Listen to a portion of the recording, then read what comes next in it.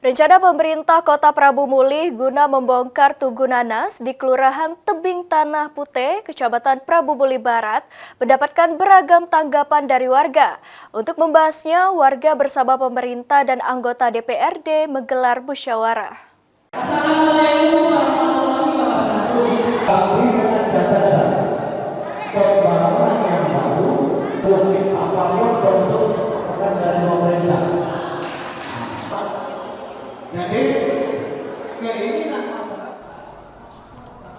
Warga Kelurahan Tebing Tanah Putih, Kecamatan Prabu Muli Barat, Kota Prabu Muli melakukan musyawarah terkait adanya rencana pemerintah kota melakukan pembongkaran Tugu Nanas.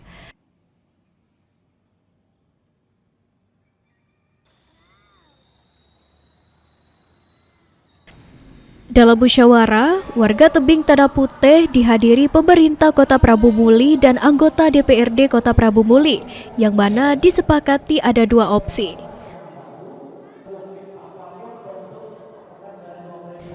Pertama, Tugu Nanas disilahkan diperbaiki dan letaknya tetap di situ dengan bentuk dan ukurannya sama dengan yang lama. Lalu opsi kedua, jika kedepannya nanti ada pelebaran jalan, Tugu Nanas boleh dipindahkan, namun tidak jauh dari lokasi yang lama. Masalah rencana pemerintah untuk melakukan pembongkaran Tugu Nanas di Kelurahan Tebing Tanah Putih.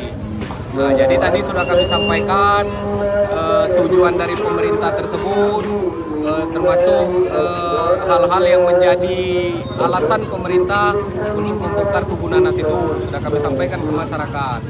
Nah, jadi hasil kesepakatan masyarakat bahwa Tugu Nanas itu silakan diperbaiki, cuman tetap berada di situ dengan bentuk dan ukuran yang sama, seperti itu.